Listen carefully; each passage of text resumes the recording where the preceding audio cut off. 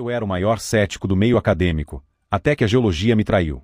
O responsável por isso foi um homem morto em 1945, o vidente Edgar Cayce.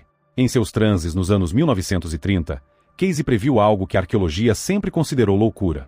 Ele afirmou que uma civilização ultra-avançada havia enterrado todo o seu conhecimento em uma câmara secreta, batizada de Salão dos Registros. Segundo ele, esse santuário guardava a ciência e a memória viva daquela sociedade perdida. Ele apontou 3 localizações exatas, uma no Egito, sob a Esfinge de Gizé, outra nas Bahamas, em Bimini, e a última na Antártida, sob quilômetros de gelo. Cayce insistia que os arquivos permaneceriam lacrados até atingirmos seu nível tecnológico. Passei 15 anos desbancando fraudes e rindo disso, até que uma perfuração profunda no continente gelado encontrou exatamente o que ele previu. Passei os últimos 15 anos provando que o passado da Terra é assustadoramente comum. Meu nome é Thomas, e meu trabalho como geólogo forense sempre foi desmascarar fraudes. O famoso martelo de Londres, supostamente preso em rocha de 100 milhões de anos, apenas uma ferramenta do século XIX presa em calcário de endurecimento rápido. A mente humana é desesperada por anomalias onde só existe física básica. Trabalho para uma agência ligada à ONU na preservação de artefatos antigos. Meu ceticismo radical sobre civilizações esquecidas e astronautas antigos me tornava o homem ideal para atribuir contexto histórico a achados aparentemente inexplicáveis. Sempre que surgia um enigma, eu usava a ciência para fechar a porta. Mas no fundo, uma teoria moderna publicada em estudos recentes sempre me intrigava. A ideia de que civilizações inteiras poderiam desaparecer sem deixar um único tijolo. Tudo mudaria em breve. A própria NASA publicou um estudo científico revolucionário chamado a hipótese siluriana.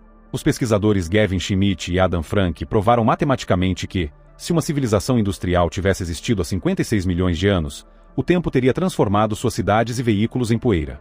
A tectônica de placas recicla a crosta terrestre implacavelmente. O ferro vira ferrugem, o concreto vira areia. Se eles existiram, não haveria ruínas de pedra. Restariam apenas anomalias químicas microscópicas na rocha profunda. Se a nossa própria civilização desaparecesse hoje, em dezenas de milhões de anos quase nada do que construímos permaneceria visível na superfície. Cascatas de vidro, arranha-céus e pontes monumentais seriam moídos pela erosão e engolidos pelas placas tectônicas. Para um observador do futuro distante, a nossa passagem pela Terra pareceria apenas um sopro fugaz, gravado exclusivamente na composição do solo. Nosso verdadeiro legado não seria de pedra ou metal, mas de química pura. Daqui a 56 milhões de anos, a prova da existência da humanidade estará presa em uma fina camada escura no estrato geológico. Seremos lembrados por picos anormais de carbono, resultantes da queima massiva de combustíveis fósseis, e por assinaturas radioativas sintéticas de nossos testes nucleares. Moléculas indestrutíveis de plástico atuarão como verdadeiros fósseis moleculares. Elas revelarão que algo artificial alterou o ecossistema do planeta de forma repentina e violenta. Até mesmo a distribuição global de fertilizantes e minerais sintéticos deixará um carimbo inquestionável nas rochas. Para o futuro distante, nossa existência parecerá um sobressalto breve, porém inconfundível, nos registros da Terra. O planeta absorve tudo e segue em frente, mas a cicatriz invisível da nossa tecnologia permanecerá gravada. Restava saber se fomos os primeiros a deixar essa marca. Um grupo de pesquisa privado me contratou para analisar o núcleo de uma perfuração profunda na Antártida, abaixo de 3 quilômetros de gelo sólido. Eles alegavam seguir as coordenadas geográficas exatas que Cayce psicografara na década de 1930. Achei um absurdo monumental gastar fortunas atrás dos escritos de um vidente que provavelmente leu Lovecraft. Mas o pagamento era excelente e aceitei a missão. A 4.000 metros de profundidade, na camada correspondente ao Paleoceno, há 56 milhões de anos, a broca parou repentinamente. Ela ricocheteou em uma estrutura geométrica perfeita de quartzo fundido, capaz de suportar pressões tectônicas brutais sem rachar. Dentro daquele bloco transpassado pelo gelo não havia estátuas, ouro ou textos antigos. Encontramos apenas uma cápsula hermética feita de um metal desconhecido, e em seu interior, um pequeno fragmento de cristal lapidado que desafiava a física. No laboratório, passei semanas analisando o cristal até a ciência moderna me dar o soco definitivo. Em 2026, nossos cientistas já usam o DNA como armazenamento de dados definitivo, onde um único grama armazena petabytes por milênios.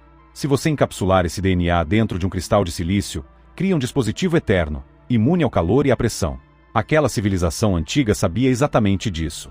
Eles não deixaram monumentos para a erosão destruir. Guardaram toda a sua história, arte e ciência no único lugar imune ao tempo, na estrutura purificada de seu próprio DNA sintético. Quando sequenciamos o material genético do cristal, não encontramos vírus ou bactérias. Descobrimos gigabytes de dados compactados com mapas de estrelas extintas e gráficos detalhados de um colapso civilizacional silencioso. Eles não foram destruídos por guerras, simplesmente pararam de se reproduzir de forma natural. Os dados revelaram que eles eram fisicamente semelhantes a nós, confirmando que a inteligência requer uma morfologia específica para construir ferramentas. Porém, diferente da nossa sociedade predatória, eles eram naturalistas extremos. Toda sua tecnologia foi desenvolvida em harmonia absoluta com o meio ambiente, desde a matriz energética até a arquitetura orgânica de suas cidades. Quando o decaimento populacional atingiu o estágio final há 56 milhões de anos e a infertilidade se tornou irreversível, tomaram uma decisão inacreditável. Decidiram desmontar e apagar toda a sua infraestrutura do planeta. Não para esconder sua história, mas para garantir que nenhum resíduo tóxico prejudicasse as espécies emergentes que continuariam evoluindo. Todo o seu legado foi concentrado naquele único cristal, e a Terra foi devolvida intacta à natureza.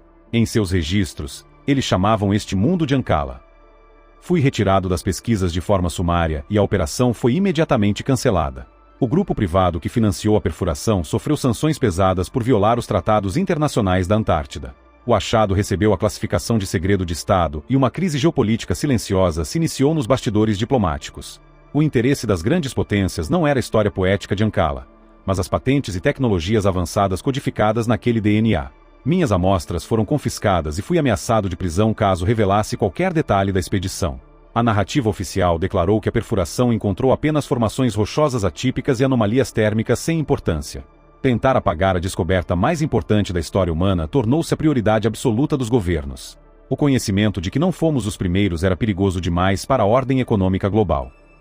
Edgar Cayce não era um místico iludido, mas alguém sintonizado com a frequência de uma terra que guarda a memória de tudo. O Salão dos Registros não era um monumento de glória, mas uma tumba silenciosa. Passei a vida sendo cético sobre o passado, apenas para terminar aterrorizado com o nosso próprio futuro na Terra.